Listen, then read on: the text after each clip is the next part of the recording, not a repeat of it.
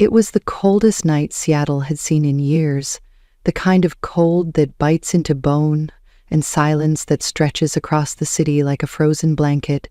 Streetlights flickered behind layers of snow-dusted fog, and most people had long retreated into the safety of warm homes. But not Lily. Not that night. She had just finished her shift at the second-hand bookstore downtown, her body aching, her fingers numb even inside her gloves, and with each step through the thick snow, she counted the seconds until she could sit by the little fireplace in her rented studio, make a cup of cheap cocoa, and disappear into the pages of whatever novel she'd smuggled home from the clearance bin. Then, just as she passed the edge of the empty park, she heard it. A sound too sharp to belong to the snow, the screech of metal, followed by an abrupt silence, and when she turned her head, she saw a luxury black sedan wedged into a tree off the icy road, steam rising from the crumpled hood. Her breath caught in her throat, and without thinking she ran. The car's door was unlocked, the inside smelled of burnt rubber and blood, and there in the driver's seat was a man unconscious, slumped forward, lips pale, skin gray, breath shallow and barely there. She shook him, called out, but got nothing. No movement, no words. Just the eerie stillness of a man moments from slipping away. Her phone was useless, no signal. The storm had knocked out the tower lines, and the hospital was miles away. Impossible in this weather without transport. She had no choice. Dragging him through the snow took everything in her. Her knees scraped, arms burning, back aching. But somehow she managed to get him into her apartment, laying him on her worn-out couch, piling every blanket she owned on top of him, boiling water, turning on the single space heater, rubbing his arms, whispering at him to stay awake, to stay alive. But nothing worked. His pulse was slipping, his hands were like ice. In her panic, a memory surfaced, something from a first aid class she once took, a last resort for hypothermia when nothing else works, transfer of body heat, skin to skin. The idea terrified her, not because of him, but because of what it meant, the vulnerability, the intimacy. And yet this was not about desire or shame. It was survival, human life hanging by a thread. She lit the fireplace, dimmed the light, removed her soaked clothes with trembling fingers, hesitated only once before pulling back the layers of blankets and pressing her bare skin to his frozen chest, wrapping her arms tightly around him, willing her warmth into his body, praying that it was not too late, that he had not already crossed the threshold. Hours passed in that silence, broken only by the soft crackle of fire and the racing beat of her heart. She did not sleep. She did not move. She only held on, as if her body alone could stop death from taking him. Some time before dawn, she felt it, the twitch of his fingers against her wrist, faint, barely there, but real, and her breath caught, hope flooding in like sunlight through a broken window. He lived. When she woke later, sunlight dull behind gray clouds, the couch was empty, his clothes gone, no note, no name, no trace except for the shallow impression on the cushions where he had lain. And though she searched the city for days after, asked hospitals, checked reports, there was nothing. As if he had never existed at all. She never told anyone. She moved on, or tried to, but the memory of that night stayed, not because of what she gave away, but because it was the first time she had chosen to save a stranger with nothing but her own skin and soul, and somewhere in the back of her mind, something told her it was not the end. Lily lived in the quieter part of Seattle, far from the towers of glass and steel, where people hurried less and noticed more. The kind of neighborhood where stories got passed from one front porch to another, and where loneliness had a softer echo. Her apartment sat above an old bakery that closed 2 years ago, its windows now boarded, its name fading beneath layers of time and dust, and though the stairs creaked and the heater wheezed through every winter night, she loved the place because it was hers. Small and worn, but hers alone. She was 23 with eyes that always looked like they were searching for something even she couldn't name. her hair always in a messy braid falling over one shoulder, her clothes plain, second-hand, and layered for warmth more than style. Life had never been easy for Lily, and she had stopped expecting it to be fair after she turned 16, the year both her parents died in a car crash, and no one in her family wanted to take her in. She grew up fast in the system, bouncing between shelters and foster homes, learning to keep her head down and her hands clean, surviving on minimum wage and kindness from strangers who rarely stuck around long enough to become anything more. Despite it all, she had never let bitterness root in her heart, because somewhere deep inside she still believed in good people, in quiet grace, in the kind of love that asks for nothing and gives without keeping score. She worked 2 jobs, mornings at the old bookstore run by an elderly couple who treated her like the daughter they never had, and evenings as a part-time waitress at a small diner near the harbor, saving every cent, dreaming of one day opening a little book cafe of her own, the kind with plants in the window and soft music in the background, where stories could live and breathe. Lily had always found comfort in books, in stories of people finding each other against all odds, in pages where the girl who had nothing ends up with everything, not because of luck or money, but because someone finally saw her for who she really was and loved her anyway. She used to think those stories were foolish, just fantasies written to sell hope, but the night she held a dying man in her arms and gave away the most intimate part of herself without knowing his name, something changed. For days after, she searched for him, walking blocks she had never noticed before, standing in long lines at hospitals, asking for records, staring into the faces of every man who passed by, hoping to see those same dark lashes, the faint scar near his temple, the jawline that had pressed against her collarbone. But it was as if he had vanished into the storm, and though part of her told her to forget, another part whispered that people don't just disappear without reason, that fate doesn't bring someone into your life like that and never return them. Seattle moved on as it always did, busy and relentless, the snow slowly melting into grimy puddles, the headlines shifting from blizzards to politics to scandals involving the rich and untouchable, and Lily returned to her routine, quieter now, more distant, carrying a secret no one knew, a memory she folded away like a letter never sent. What she didn't know was that the man she had saved was not just anyone. He was Ethan Alexander Evans, the elusive billionaire who owned one of the largest tech corporations on the West Coast, a man who rarely appeared in public, who built empires behind closed doors and walls of silence. Weeks before the accident, he had vanished from every radar, his absence explained by a vague press release about a private medical retreat. No one knew he had nearly died on a snowy street just a few miles from where his own face lit up billboards. The city kept spinning, unaware that 2 lives had collided in the quietest, most intimate way, then drifted apart, like strangers in a crowded room. But destiny has a way of remembering what people forget, and while Lily tried to bury that night beneath shifts and small smiles and unread books, something much larger was already moving behind the scenes. Because some debts can't be paid in silence, and some stories are only just beginning when we think they have already ended. It was almost 3 months after the storm when Lily's life crossed paths with his again, not with warning or recognition, but with the same quiet randomness that had surrounded everything between them from the beginning.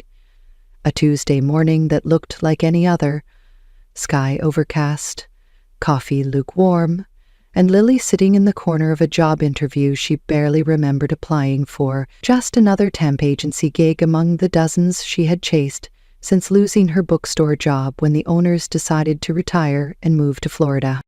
The room was sterile and tall-windowed, somewhere in the heart of downtown Seattle, the kind of space that made her feel out of place before anyone even spoke, but she kept her head down and hands clasped, nodded politely at the receptionist, repeated her name softly when asked, and waited for something, anything, to begin. The interviewer arrived 20 minutes late. A sharply dressed assistant manager who barely glanced at her resume before explaining the job in clipped tones. Nothing too special, mostly administrative assistants, a 6-week contract with one of the region's largest tech firms, named confidential until placement was confirmed, and Lily nodded through it all, only half listening, until she heard where the job would be. Evans Tech. Something inside her stilled. The name meant nothing to her emotionally, but it tugged at a memory. A billboard she had once passed downtown, a headline on her neighbor's newspaper, the name tied to someone powerful, someone invisible, someone rich enough to live behind walls no one could see through. Still, she didn't think much of it beyond the usual intimidation that came from working for people who wore custom suits and smelled like cold marble. 2 days later, she was standing in a mirrored elevator 30 stories up, clutching a clipboard and trying not to sweat through her blouse, repeating silent affirmations to herself like a chant. I just need the paycheck. Just do the work. Stay invisible. Leave with dignity. And that was her plan, until the elevator doors opened and she saw him. He didn't see her. He was standing near the window, tall and polished, a dark suit tailored to his frame, talking to someone on the phone with a voice that could command attention without ever rising. The same voice she once heard in fragments between breaths, between tremors, between moments when his life was slipping away in her arms. And for a few seconds, she couldn't move. He turned slightly, revealing the sharp angle of his jaw, the familiar shadow near his temple, and something fluttered violently in her chest. Because it was him. No question. Alive and powerful and standing just 10 feet away, and he had no idea who she was.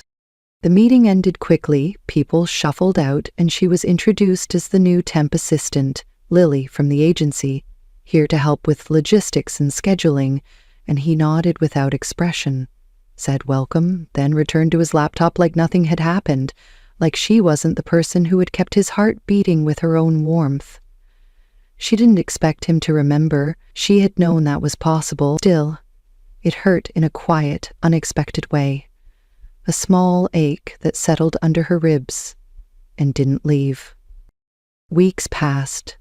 She did her job, stayed late when needed, learned the rhythm of his office, how he liked his coffee strong and his meetings short, how he never stayed in the same room for too long, how he sometimes stared out the window like he was searching for something he couldn't name. She became efficient, indispensable even, and slowly his walls began to lower. Not much, just enough to allow the occasional joke, the rare smile, and sometimes, late at night when the office had emptied and the city lights blinked beyond the glass, they would talk not about work, but about books, about the sound of snow falling on trees, about how some people survive just by believing that something better is possible. He asked her once if she believed in fate. She said no. Then, after a pause, she said maybe. She asked him if he believed in memory, if some things stay in our bodies even when our minds forget. He didn't answer right away. Then he said, I think the heart remembers what the brain tries to erase. And it was in those moments, in the spaces between professionalism and unspoken familiarity, that something began to grow. Something hesitant but undeniable. A tenderness they both pretended not to see. Then one evening, as they rode the elevator down together, he turned to her and said her name softly, not as a question, but as if he was trying to feel it in his mouth, like it meant something to him without knowing why. She looked at him, tried to smile, and felt her breath catch, because he was staring at her like she mattered, not as an employee, not as a stranger, but as someone who had existed in his world long before he was ready to notice.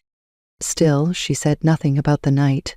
She never spoke of snow or blankets or shaking hands, not until the day she saw him in pain.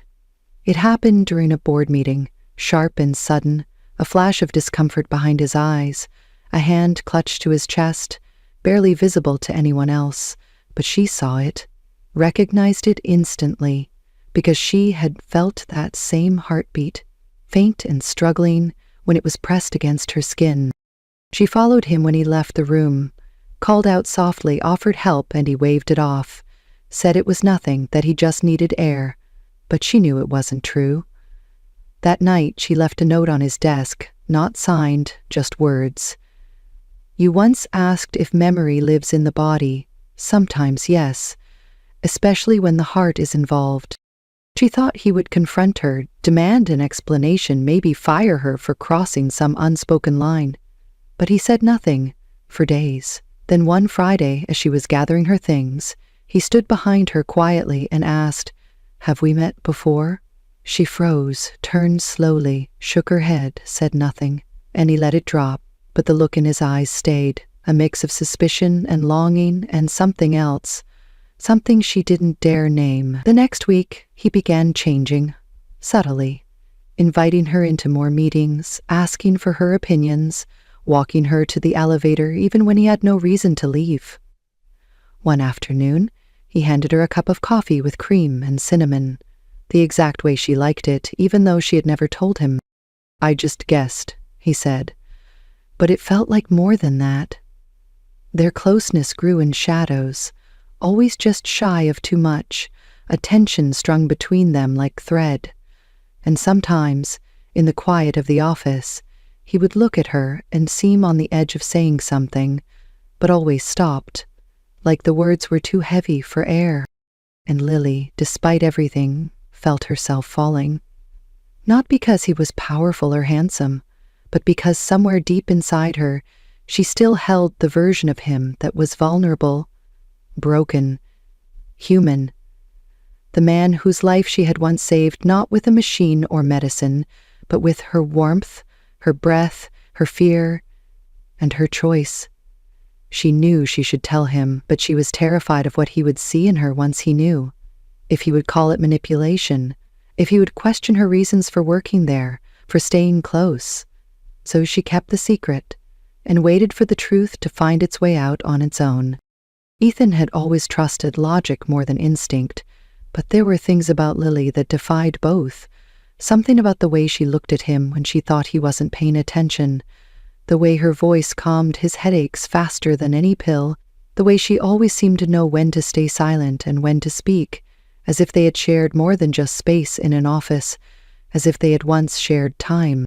For weeks now, he had been struggling with fragmented images that didn't belong anywhere, flashes of cold, firelight, the feel of hands that trembled against his chest, and a whisper that sounded like mercy.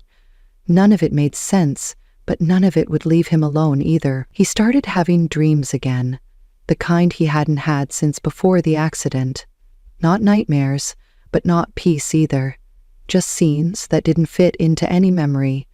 A couch with a faded red blanket, snow hitting windows, the smell of cinnamon, and the vague but aching sense that someone had once held him when he had been at his weakest. He didn't tell anyone, not his assistant, not his therapist, not even the doctor who had quietly treated his injuries after the crash and signed the non-disclosure agreement that kept the press in the dark. But the more he saw Lily, the worse it got, like she was the key to a door inside him that he wasn't ready to open, or maybe afraid to find locked. He began asking questions in private, subtle at first, pulling up emergency reports from the night of the storm, looking for details about the crash, and found that his car had never been towed. It had disappeared entirely from the road, reported missing by the company, but never recovered. He tracked down the last known signal from his phone, a final ping near a residential street far from the hospital, far from anywhere he should have been. And when he followed that lead, when he saw the map, the address of an old bakery with an apartment above it, something inside him twisted sharply. He didn't tell Lily, not yet, but he began to observe her more closely, not just her work, but her reactions, her eyes when they passed over him, her pauses when he mentioned the storm, how her hand always lingered just a second too long on the doorknob when she left the room. He knew something had happened, and he suspected she did too, and he started to suspect that she had been there that night, the one person who knew what he had gone through before he woke up in his penthouse with no memory of the accident, the pain, or the person who had saved him. Then came the gala, a corporate fundraiser hosted by Evans Tech, filled with politicians, investors, and the kind of elite socialites who made small talk feel like performance art. Lily had been invited by accident, her name added to the staff list by someone who assumed she was permanent, and she showed up in a black dress borrowed from a friend, hair pulled back, nervous and out of place, but radiant in a way Ethan couldn't ignore.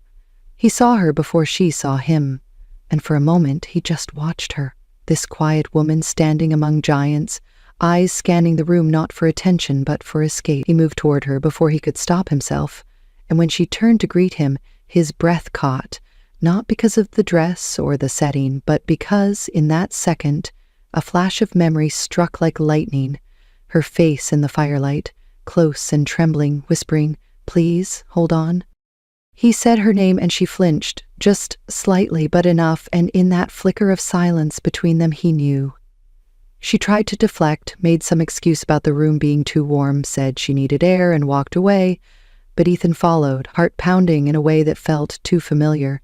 And when he caught up to her on the balcony, he didn't ask, he didn't demand, he just looked at her and said, "It was you, wasn't it?" She didn't answer right away, just stared at the skyline as if the lights of the city could protect her from the truth. Then, after a long pause, she said yes. The air between them shifted, no longer filled with tension, but with something softer, more painful. Ethan didn't speak for a moment, then asked why she hadn't told him, and her answer came out in a voice that was barely steady. "Because I didn't want your gratitude. I didn't want pity. I just wanted to know you'd lived." Someone overheard them, someone who had always disliked Lily, and the next morning rumors began to circulate around the office, whispers about how the quiet temp girl had manipulated the CEO, how she'd gotten close to him using secrets and timing. And it didn't take long before a formal complaint was filed. Lily was asked to step down pending investigation, given 2 hours to clear her desk. No explanation from Ethan, just silence that echoed louder than any accusation. She didn't cry. Not then. She packed her things, walked out without looking back, and disappeared from his world as suddenly as she had entered it. Ethan said nothing, not because he believed the rumors, but because he didn't know how to fix the damage. Didn't know what to do with the guilt. The realization that the woman who had saved his life had been punished for loving him quietly. He tried to reach her later, but her phone was disconnected, her email bounced back, and the apartment above the bakery stood empty, curtains drawn, mailbox sealed. Weeks passed. The company struggled through an internal crisis as one of the board members was caught embezzling funds, the scandal threatening their reputation and stock value. Ethan buried himself in work, in damage control, but every time he sat alone in his office, her name echoed in his thoughts. One day, while reviewing files for a charity project, he came across a handwritten letter tucked inside a donation envelope, addressed to no one, unsigned, but the handwriting was hers. It wasn't a confession. It wasn't a goodbye. It was just a story about a night in the snow, about choosing to give something not because it was asked, but because someone's life mattered more, about how saving a life doesn't always mean being remembered for it. Sometimes it just means knowing you were there when it counted. Ethan read the letter 3 times. Then he stood up, grabbed his coat, and walked out of the building without telling anyone where he was going, because he finally understood what needed to be done, not for redemption, not even for closure, but because the truth had been silent long enough. The rain had replaced the snow by the time Ethan found her again, the city now soaked in gray and wind instead of ice, but the chill in the air felt just as sharp, and he knew if he waited any longer, he might lose her completely. He had spent the past week retracing every step, every note, every name that might lead him back to her. And finally, through a mutual contact at the bookstore, he discovered that she had taken a job sorting inventory at a small community library on the edge of town, far from the towers of downtown, and even further from the world he lived in. He drove there without a plan, wearing clothes too expensive for the neighborhood, drawing stares as he passed between rows of parked cars with broken mirrors and faded license plates. But none of that mattered. What mattered was what he would say once he saw her, if she would even look at him, if she would let him explain why he had let her walk away without a word. She was inside, hunched over a table, organizing a stack of weathered paperbacks, hair tied back in the same braid he remembered, eyes focused on her task like the world beyond it no longer existed.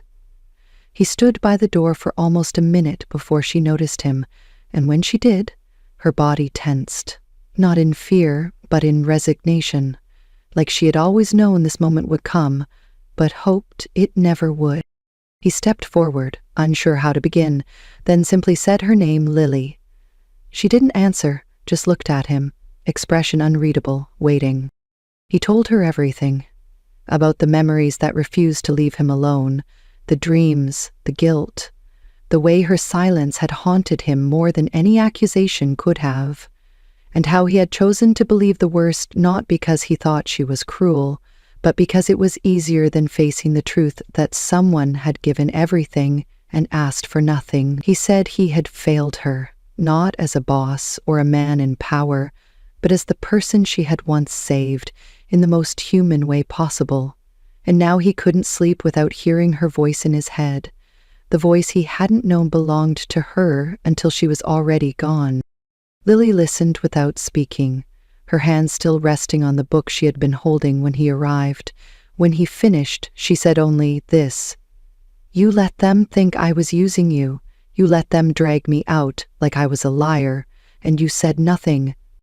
He nodded slowly, because there was nothing else he could do, because no apology could erase the image of her walking away from the life she had quietly protected. Then she added, "You said I saved your life, but do you really understand what I gave up that night?" He stepped closer, his voice lower now. She shook her head, turned away, and he almost laughed, almost walked out again, until he said the sentence that had been waiting on his tongue since the moment he found her. The one truth he hadn't dared speak, until now. "You gave me your warmth when I had nothing left. You gave me life. And if you walk away now, I'll let you, but please know this. I never forgot the way your arms felt around me, even when I forgot everything else." She froze, breath caught, and for a long moment neither of them moved. Then, very quietly, she whispered, "I held you because no one else was there, not because I wanted anything, not because I expected you to love me." He closed the distance between them, not touching her, not reaching for her, just being there, solid and quiet, and said, "That's exactly why I do." And then she cried, not from sadness, but from all the things she had kept locked inside, all the nights she had wondered if what she had done would ever matter to anyone, all the doubts and fears, and moments of wondering if she had been foolish to believe that compassion could mean something in a world ruled by power. Later that night, they sat on the library steps, watching rain fall on empty sidewalks, and she leaned her head against his shoulder without saying a word, and he let her, because some silences don't need to be filled. The next morning, he returned to the office and called for a company-wide meeting. In front of the entire team, board members included, he addressed the incident that had led to Lily's departure, stated clearly and publicly that the rumors were false, that she had acted with integrity and grace, and that his own silence had been the company's greatest failure. He reinstated her on the spot, not as an assistant but as the new head of community partnerships, overseeing a new initiative to fund libraries and literacy programs across the state, a role built around her passion and her story, because, as he said in front of everyone, the future of this company is not just in technology, but in humanity, and she reminds me what that looks like. Some people applauded, some stared in confusion, but she stood in the back of the room and watched, eyes dry, heart pounding, because for the first time she saw what it meant to be truly seen. That night he drove her home, not to the bakery, but to a new apartment he had helped her find weeks earlier, in a better part of town, under her name. No debts, no expectations, just a place to start again. She looked at him before stepping out of the car and asked, "Do you really remember me? Or just the story you've built around me?" He reached into his coat, pulled out a folded page, old and slightly torn, her note from months ago, the one he had found inside the charity file, and said, "I remember this. I remember how it made me feel, and I remember that no one else in my life ever gave without asking for something in return, except you." She held the paper like it was made of glass, eyes soft, and for the first time since that night in the storm, she smiled, without sadness behind it, and he knew, whatever came next, it would begin with truth. The weeks that followed moved like pages turning in a book Lily never thought she would get to read, the kind where the girl doesn't just survive, but is finally seen, not as a shadow in someone else's story, but as the beating heart of her own, her days filled with work she cared about, her nights no longer haunted by the memory of leaving quietly. And though things with Ethan were still undefined, still tentative, something between them had a quiet gravity drawing them closer with each shared glance, each conversation that lingered longer than it needed to. She no longer walked with her head down in the office, no longer felt the weight of judgment in every hallway, and people who once whispered now greeted her with genuine respect, some even apology, and she accepted it all with the kind of grace that only comes from knowing what it means to be unseen for too long. Ethan, for his part, changed too. No longer the man who built walls so high that even he couldn't see over them.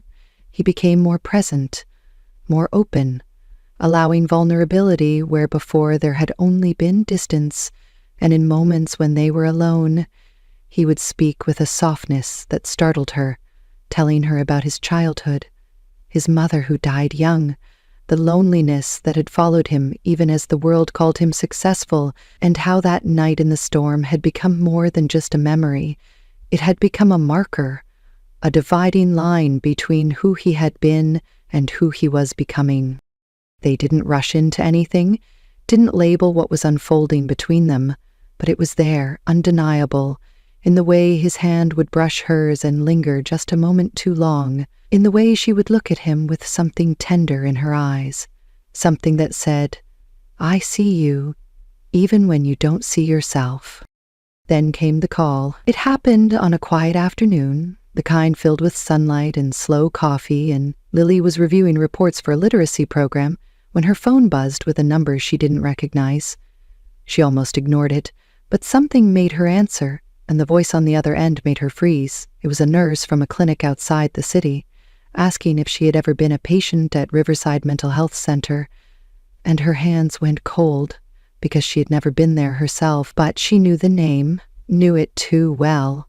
It was where her mother had been institutionalized before her death, a place Lily had tried to forget. The nurse said there had been a mistake in the system, a file recently declassified, and her name was listed as the contact for a patient from 5 years ago, a boy born under duress, no father listed, mother admitted shortly after birth, and when Lily asked for the name of the mother, the line crackled. Then came the words that changed everything. The name was hers.